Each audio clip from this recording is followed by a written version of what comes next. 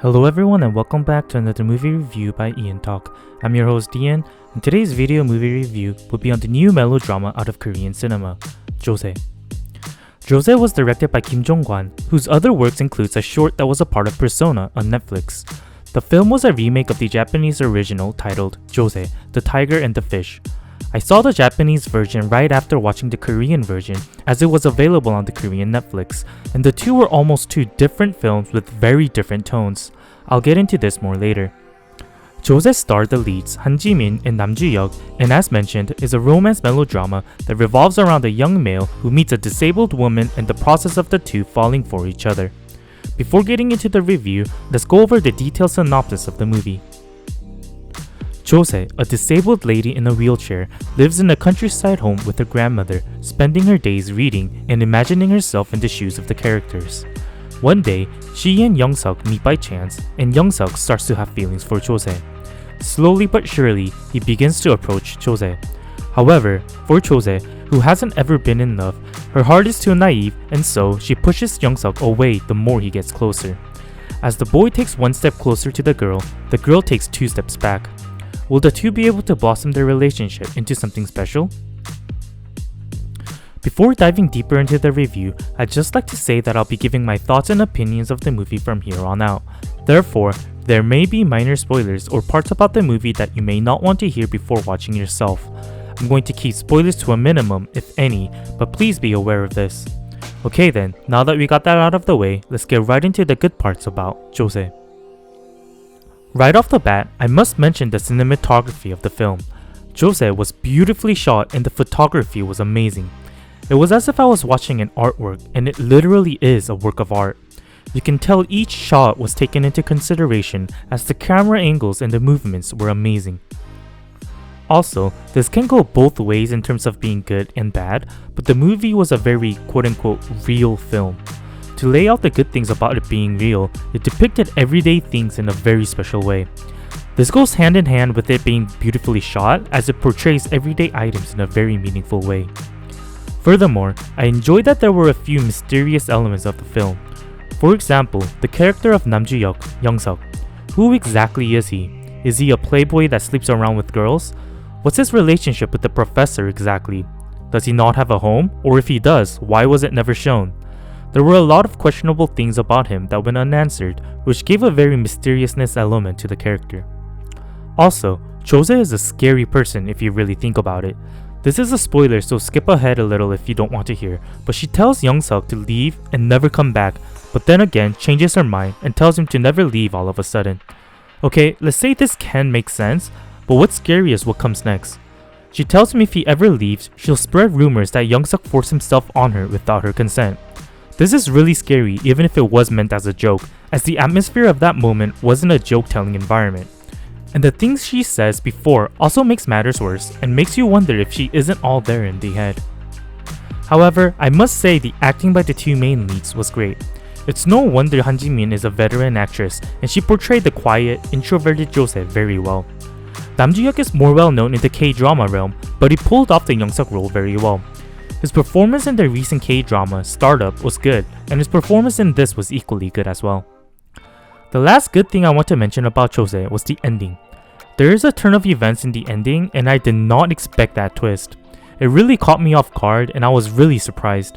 I wanted and hoped for something more throughout the movie, as I felt it was missing something, but basically lost hope for it as it didn't seem like it'd have a twist or anything more than just being a slow burner. However, there was a real good surprise. Okay, now that we took a look at the good parts about Josée, let's take a look at what I found to be the negatives. Continuing off the movie being a very real one, the bad parts about it being a very quote-unquote real movie was that it was a very slow and mellow movie with not much action. It felt like an indie film starring two A-listers. I'm not a fan of slow burners, so this wasn't really down my lane, but I also think that this may have been partially unintentional. I couldn't help but feel as if the movie was incomplete, and I think this may actually be the case. The film's distribution company, Warner Bros. Korea, is closing its business in Korea, and so they're releasing the movies they have in their library before closing. Maybe because of this, but I felt as if the movie didn't get the true justice it deserved, as if it was unfinished in production. If it was intentional and was released after full completion, then I must express my disappointment. As mentioned, I watched the Japanese version titled Josée, the Tiger and the Fish, following the Korean version, and the two were so different. It was as if they were just two totally different movies. I definitely enjoyed the Japanese original way more, as it had so much more layers to it. There were elements of humor, drama, romance, and was just a feel-good movie, whereas the Korean version was dark, slow, and really didn't have much action or humor at all. Moreover, the movie runtime comes in at 117 minutes, so right under 2 hours. The Japanese version was also the same, having a duration of 117 minutes, but you know the saying that time is relative? Oh my, do I agree with this when it comes to these two films. The Korean version felt way over 2 hours, as it was a much slower, darker film, and the Japanese version, with its comedic elements and quirks, felt more like an hour and a half.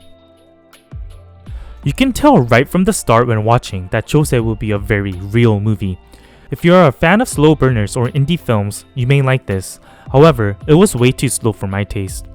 There were good elements to it, such as the acting and the cinematography, but I thought the Japanese original, Josée, the Tiger and the Fish, fit my personal taste a lot better, which doesn't happen commonly. I'll give Josée a ticket price value of $8. And that concludes today's review on Josée. Thank you to everyone that watched till the end, and I hope this review has given you some insight into the film. If you've seen or are planning to watch the movie, I'd love to hear your thoughts about the film, so please leave a comment or join the EonTalk Telegram group and we can discuss further over there. Please also don't forget to like and subscribe if you enjoyed this video and would like more video movie reviews. Pledge on the EonTalk Patreon to really show your support in the work I do. Once again, thank you to everyone that watched till the end, and I'll see you guys in the next one. 괜찮으세요? 밥 먹고 가요, 학생. 내가 해줄 수 있는 건 없고. 그럼 먹어보도록 하겠습니다. 왜 그렇게 먹어? 독이라도 다 났을까 봐. 그게 우리의 첫 만남이었다.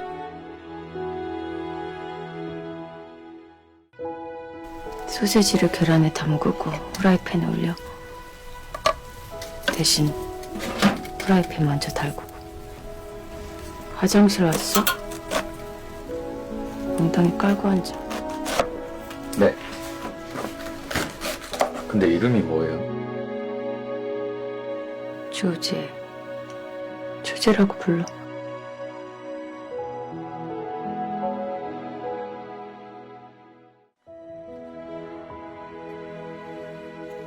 때로는 너랑 가장 먼 곳을 가고 싶었어.